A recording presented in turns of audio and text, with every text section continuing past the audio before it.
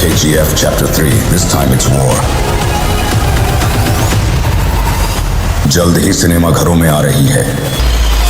আসসালামু আলাইকুম, কেমন আছেন সবাই? আশা করি সবাই ভালো আছেন। আলহামদুলিল্লাহ, আপনাদের আমিও খুব ভালো আছি।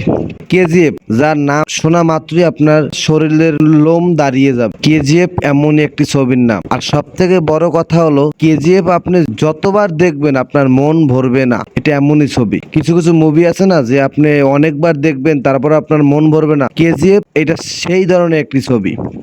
আমি কেজিএফ 1 এবং কেজিএফ 2 কমপক্ষে 100 বারের উপরে দেখা হয়ে গেছে। আমার মন খারাপ থাকলে আমি কেজিএফ দেখি, মন ভালো হয়ে যায়। তো কেজিএফ চ্যাপ্টার 3 নিয়ে আজকে কথা বলবো। কেজিএফ চ্যাপ্টার 3 2025 সালে মুক্তি পাবে। সালার 2 এর শুটিং শেষ, রিলিজের বাকি। সালার 2 মুক্তির পরপরই কেজিএফ চ্যাপ্টার 3 এর শুটিং শুরু হবে, এরকমই বলেছে ডিরেক্টর প্রশান্ত নীল। এক সংবাদ সম্মেলনে ডিরেক্টর প্রশান্ত নীল বলে, সালার পার্ট 2 এর পুরো শুটিং শেষ, মুভিটি ইডিট প্যানেলে আছে। মুভিটি মুক্তির পরেই কেজিএফ চ্যাপ্টার 3 নিয়ে কাজ শুরু করব আমরা।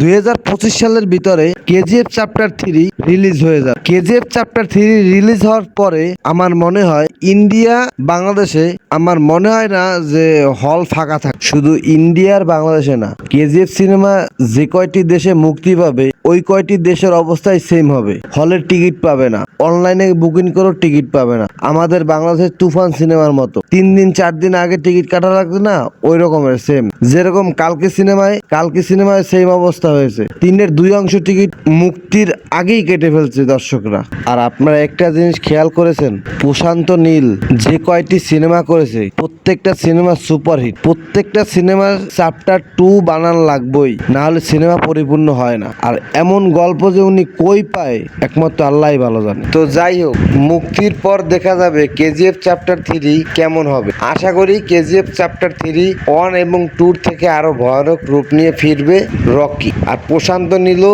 স্ক্রিপ্টে সেই রকমই সাজাবে। তো আজকে এই পর্যন্তই। সবাই ভালো থাকবেন, সুস্থ থাকবেন। আসসালামু আলাইকুম।